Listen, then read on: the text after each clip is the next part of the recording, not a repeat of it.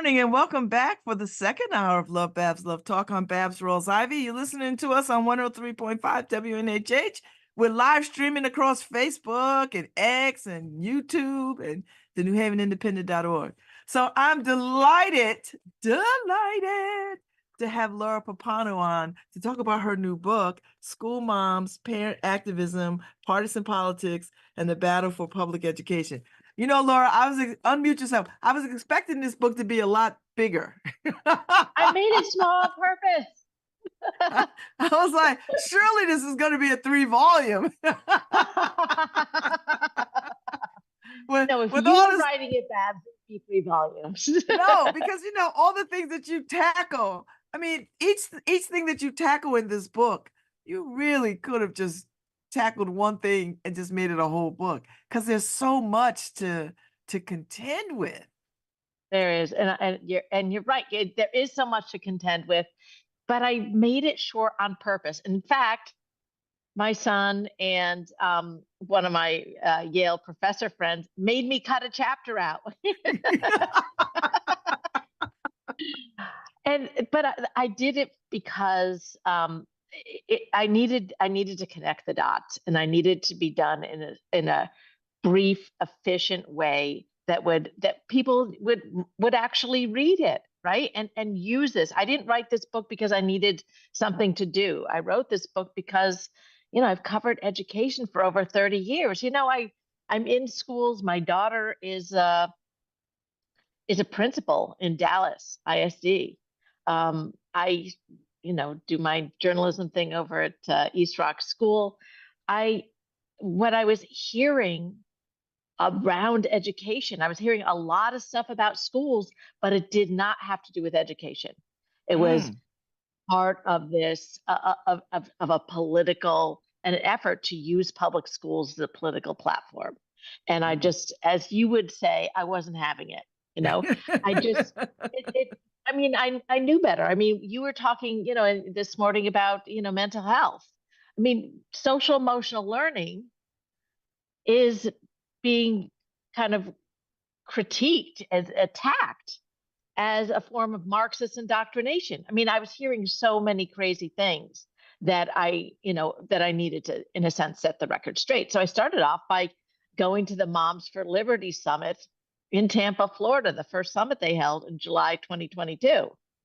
And believe me, I mean, I did do a few, I registered under my name, but I tried to fit in. I bought 2 T-shirts and I wore a red blazer and I put an American flag pin in my lapel. But I went and I listened to, 4 days of, of what was going on. And I can tell you, as a journalist, I wasn't going there thinking, do I agree or disagree? That wasn't the point. My point was, is there logic here? Does this make any sense?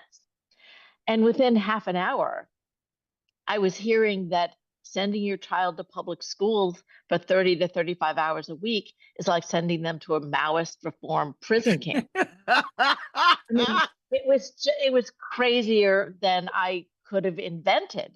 So I realized that, and this is affecting our kids in schools.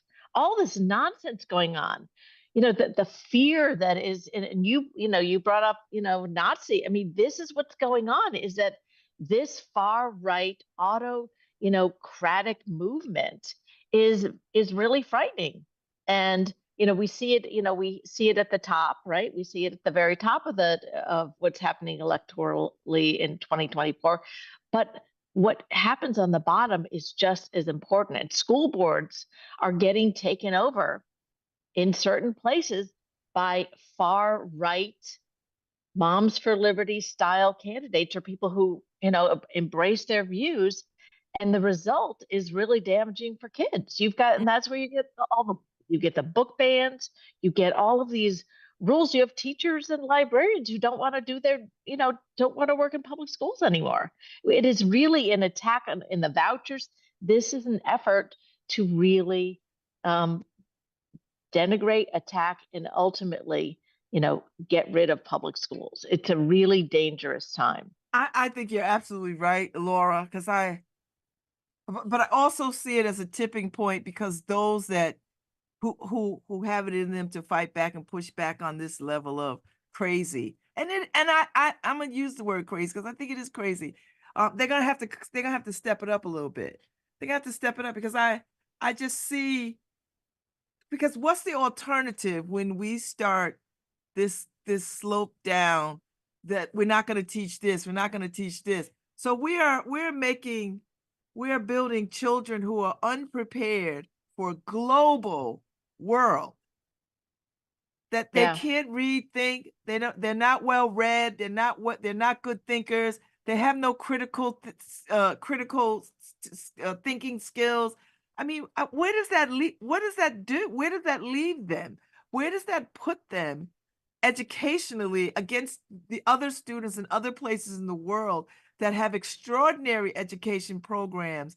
And our kids don't have that because of this idea that we want to ban books and shut down any real thinking and logical thinking.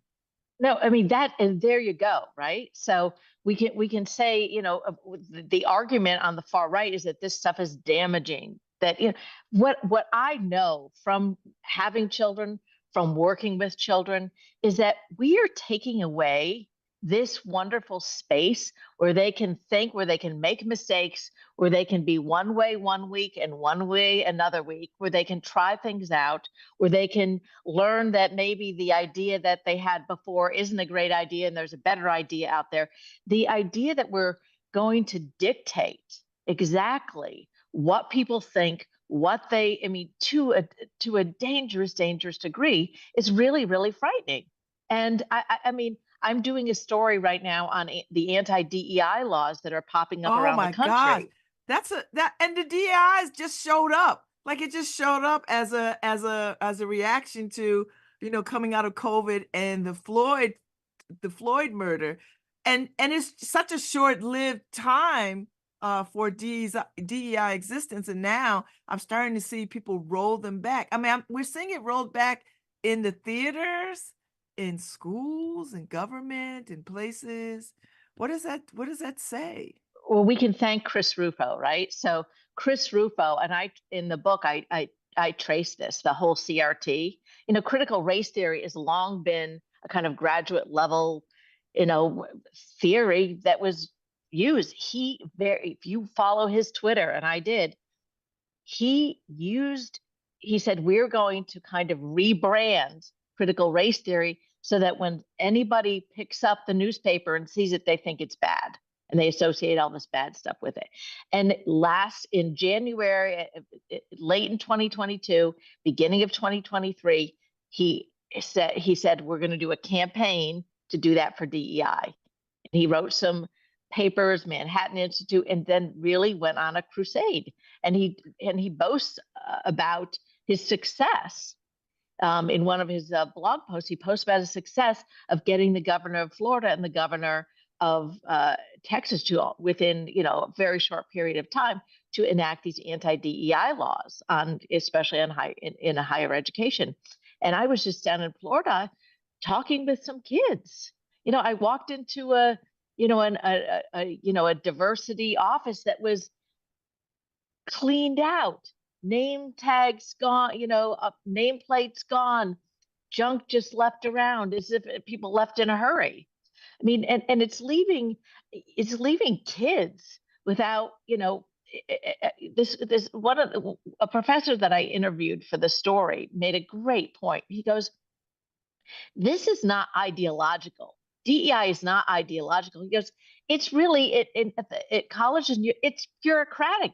It's how you organize, like making sure that the HR database can accommodate, gender, people's gender identities to meet federal guidelines. It's not this kind of, how it's being painted as, an assault on colorblind meritocracy. It's really a bureaucratic way that things get done on campuses. And what he said, which I just stuck with me, and he said, he goes, what we're talking about now is fundamentally different. He said, it's not, it's saying that whoever is in political power can control our colleges, can control our universities. And he said, not just the budget or, the financing, but what is taught and how the college is allowed to serve its students and its staff. Wow, that is a profoundly different shift for higher education and education, that these are Yeah. going to be political tools of the party in power. Yeah.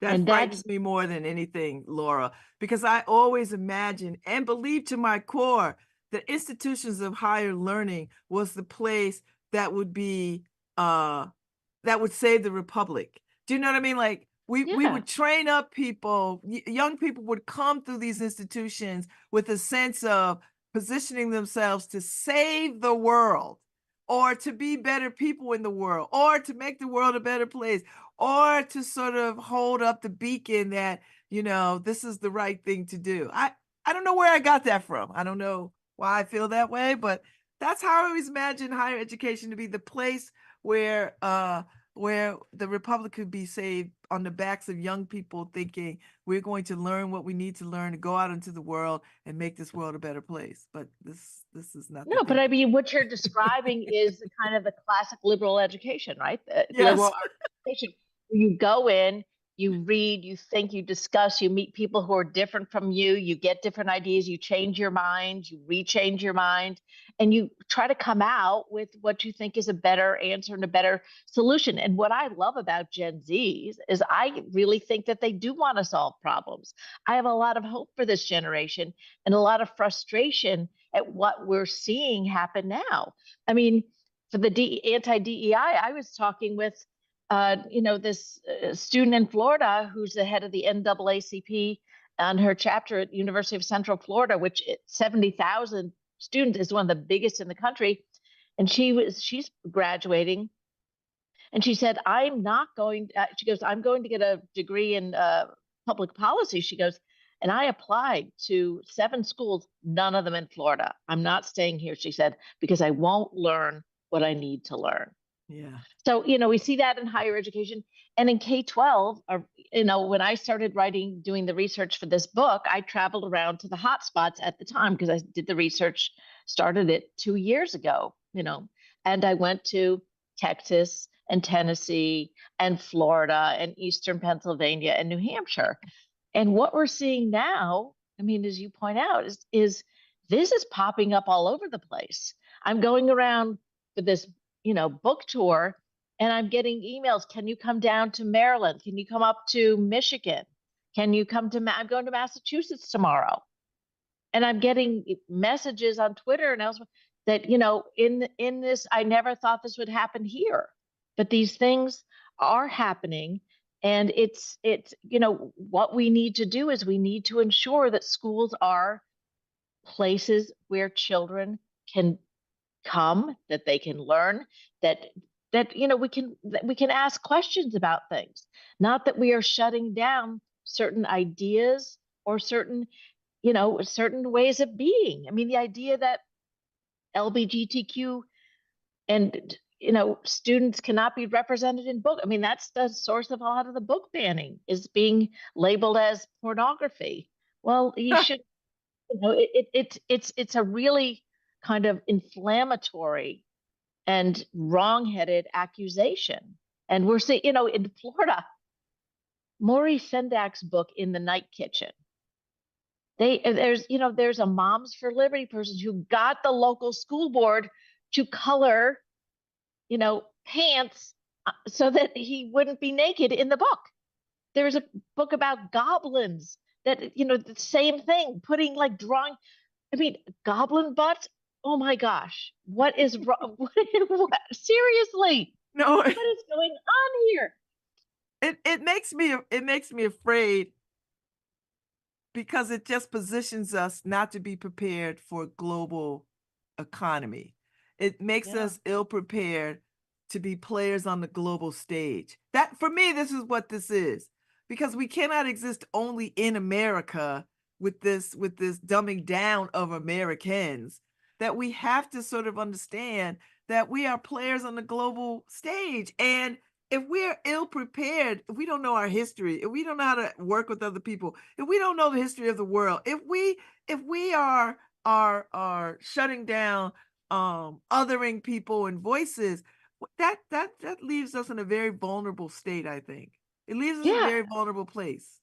So, I mean, one of the kind of factoids that I come back to is that, in 1986, I mean, 90, first of all, 90% of kids in America attend public schools. So, most kids in America attend public schools. In 1986, 70% of them were white. In 2020, 46% were white. We Wow. have a very, very different demographic. And the idea that we're going to shut down, not educate, make certain people feel that they don't belong is actually, in speaking to your global economic, it doesn't make any, I mean, just take the economic argument. It makes no sense. Inclusion should not be a political issue. We need to educate, to include everybody, all the Mhm. children. And it's Yeah. one of these things that is absolutely baffling to me. It doesn't make common sense. And when you look at a lot of the things that are happening around the country and what we're seeing it a couple different ways. One is we're seeing a lot of far right money being poured into school board races. And those school board races then elect far right people. One example is Texas. So in Texas, in early 2022, there's a cell phone company called Patriot Mobile. They donate 5% for Christian cell phone company. They donate 5% of Oh, their profits to far right causes, anti-abortion, NRA, etc. It's all on their website. In early 2022, January, they formed a political action committee, Patriot Mobile Action, and they donated over $400,000 to 11 handpicked school board candidates in 4 districts in North Dallas. And what you saw was that they won in everyone. You take $400,000 and yes. yeah, that's a lot. That's a That's lot of a lot of cash. money. That's a That's lot a of lot of money. money for a Yeah, school board for race. school board. Yeah, you take that. And you know what I did? I was looking at all the documents and the campaign finance, and I saw, my gosh, they are spending a lot of money at Axiom Strategies in Kansas City, Missouri. And guess what? Guess who does the national campaign work for? They work for Ron DeSantis, Ted Cruz, Glenn Youngkin. So what you have is you have this national political strategy group doing circulars, advertising, mailers for local school board candidates. And then you go to a school board election, and some of these Texas towns had turnouts of 8 and 10%. It doesn't take a lot of money to get the name recognition. And then suddenly you have some far right school boards. And Mm. one of them, and as a journalist, I'm big on consequences. I'm like, okay, we passed this. What's the result? Well, in Keller, Texas, the school board changed its policy about how books could be purchased for the library. Instead of librarians who are exquisitely and well trained, instead of librarians making the purchases, it then went to the school board, and the school board would review it for 30 days, and they had to approve every single purchase of every book. So I was watching one 5.5-hour school board meeting, and this middle school librarian gets up and she says, I cannot get books about camels or squirrels or football in a timely manner. I cannot get the latest Diary of a Wimpy Kid or the latest Guinness Book of World Records. She goes, kids are walking up to me in the library saying, where are the new books? She goes, I don't tell them that it's political. So I'm sure they didn't mean to exclude those books, but you create these policies when you're going after vengeance, when you're extracting some kind of vengeance on certain groups of people. And then suddenly, you can't get books about camels or squirrels or football.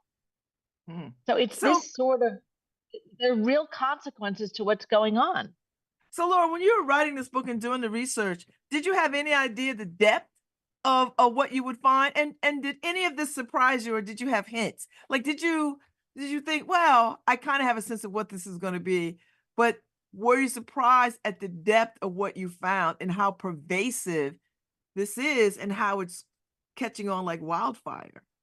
Yeah, I mean, I must say that I obviously went to the hot spots, but what struck me is how I didn't think it would keep going on this long. I was like, I thought that I finished the book in late 2022, and I'm like, guys, we got to get this out here because it's going to be, it's going to be over. Not true. Not true at all. In fact, the opposite is true. And I'm now glad it's out now because I think it needs to be part of the conversation politically right now about 2024. But to your question, I mean, it was absolutely stunning to me how things kept popping up that I didn't expect. Um, I mean, I met with a librarian in, in Texas in a super hot day. She was between job interviews because she basically, and she's not in the book because she, was too vulnerable. But basically, she was fired for having her pronouns at the end of her email. I know in Connecticut, that sounds insane. But she went through the whole, and I saw the documents. I was like, I mean, the level of attacks. I mean, there are librarians I interviewed who worried, who had parents say that they were collecting smut in their libraries and that they were calling the sheriff and were going to have them arrested. Librarians are not like cops, right? They're not like librarians are not used to being threatened. No, they're used to being revered. Exactly, and like they're the sweetest, right? They just want to help you find the right book. So they've been, I mean, it has been stunning, the different attacks. The attacks on, I mean, I interviewed a mom who has decided to run for school board. She was straight, but she wanted to speak up for kids, LGBTQ kids in her community. She would be in the supermarket being called a groomer. I mean, the kind of the attacks on the personal attacks on people have, she described putting out her campaign sign in a field, driving by with her kids in the car the next day, seeing it impaled, like not just like pushed over but literally impaled. And the kind of, what that feels like. I've talked to students, who in Eastern Pennsylvania, where they were anti-LGBTQ policies that were so harsh that the kids told me it had empowered other people to attack them. They said every single day, at every single period when we're walking through the hallways, people are yelling at us. We don't, how do you, I mean, if we want people to learn, I don't know how you learn if someone is piling on and yelling and harassing you all day long, every day. So I guess one of the things that I looked at is that this is creating a real trauma for kids. Mm-hmm. They're in schools where teachers are not allowed to say certain things, are afraid of being fired, are not hanging certain things on their walls. I mean, it feels like there's so much surveillance going on right now that it's really hard to just and learn and be with each other. So when you're working on this, do you see glimmers of hope that we could turn the tides on this, or do we still have to go a lot further to get to the turnaround? There's rolling hope. And what I mean by that what I mean is that I've seen that on the ground when these attacks start coming, that there are moms, parents who are like, hold up, no, we're not, we're going to be organized. We're going to, moms are really smart people. They are networked, they're connected. They don't typically have political agendas. But moms are organizing on the ground and pushing back. And the challenges, I was sitting with some moms in Pennsylvania who had successfully gotten rid of, the last school board election had, gotten the moms, defeated the Moms for Liberty, and then 2 Moms for Liberty board members actually resigned in February. But they said, man, we are exhausted. We are exhausted. But they can't stop. And I know that things that happened in Texas or Tennessee 2 years ago are starting to show, they're showing up in Guilford, they're showing up, Yeah. they're showing up in Natick, Massachusetts. They are, Fairfield County, and they are appearing. And last week, I think the state Connecticut legislature was hearing testimony on a proposed bill that would stop school boards from being able to ban books. And I was looking at the list of the testimony. There are so many people who showed up to say something about that. So it is a concern. It's a concern everywhere. We have to pay attention. I don't think we can say you don't need to worry. We're okay here. Oh I mean, no, even I think we have to worry and pay attention, especially Mhm. here, because it slips in so easily and before you know it, and ugh. And it's, what I think the Moms for Liberty were most successful at was really framing language, you know, Yeah. parental right. Parental rights actually wasn't them. That was way back. What's interesting is in my book, I do go back and look at the history of some of this stuff, is that, Jerry Falwell and the religious right, you probably, and I remember, I covering remember. I remember the sex ed stuff. And what they did so smartly is they used to just say, we just want, we have to put God into school. Then they got smart and they said, you know what? We have to use secular language. Let's instead talk about students' rights to pray in school. Let's talk about parental rights to control what students are taught. And you see this whole shift of the language. And I remember hearing about parental rights when when we saw sex ed become flare up and become a hot issue in the early 1990s.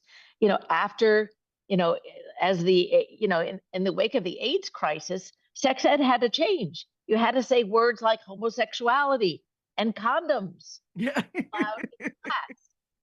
And then that drew objections, right? And the Yes. objections were framed as parental rights. Well, crazy thing, I was in Texas, I did a panel at South by Southwest, and before then I was at a bookstore, and my daughter, who's the principal in Dallas, came to the bookstore, and there were a whole group of moms there, and they had some questions for her. They said, well, what have you seen anything in Dallas? I think in in urban districts you tend to see it less, but she said, I had a parent who was pushing really hard to get removed from his daughter's class another child who had a disability because he found it disruptive. And she said, I battled this. She goes, and what was interesting to me, having read my mom's book, was that he was arguing in using the phrase parental rights. So we might see these things showing up in other forms, in other ways, which are, parents already had rights. Yeah. And more than that, parents have influence. The idea that we need to be imposing on professionals, teachers, librarians, counselors, principal, the people who are operating the school, the idea that we are attacking the very people who are professionals in educating our children it doesn't make any sense. And yet this is what we're seeing. Mm. So Laura, as you're running around and zigzagging across the country because everybody wants this book now and they're reading it and they're feeling inspired to move on it. I mean, What do you think is next? What happens next? Well, I think that this is, I mean, I think this whole school board thing is not an accident. When I was at the first Moms for Liberty summit, Ron DeSantis was one of the first speakers. And, that was back when everyone thought he had, presidential sheen to him. But what he said is he said, for the first time ever, he said, I'm going to endorse 30 people for school board. Now, think about that, a governor endorsing school board candidates. So in this room, 500, mostly moms, and they were invited to stand up repeatedly. A number of them were running for school board. They were absolutely tickled, flattered that Ron DeSantis would be endorsing them. And I'm sitting there thinking, oh, no, no. The opposite is going on here. What's happening here is Ron DeSantis is building himself a ground team of people who are going to get their friends, who are going to turn out, who are going to show up the way they show up at school board meetings, who are going to vote, campaign, go door to door, talk to everybody they know. And then after that Patriot Mobile won those school board races, we saw Steve Bannon at CPAC say, school boards are the key that picks the lock. That is how we're going to take back this country, district by district, school by school, town by town. And somebody quoted to me that he said, and it's not about the kids. But of course not. But this is a political game right now that we're in. Oh, I always thought it was. I mean, it is. I will say this, that right-wing GOP, they know how to play the long game. I mean, they just do. And it's not just school boards, it's court systems, right? Oh yeah. It's if these institutions of higher education don't push back and say to communities and places, don't send us kids who are ill prepared, who are not well read, who don't have AP, who don't know anything about all the things that we say we value at this level of education. If they're not pushing back, on that, saying, you know what, we're not gonna have kids from Florida because they don't have AP classes that speak to African American history. That's problematic, right?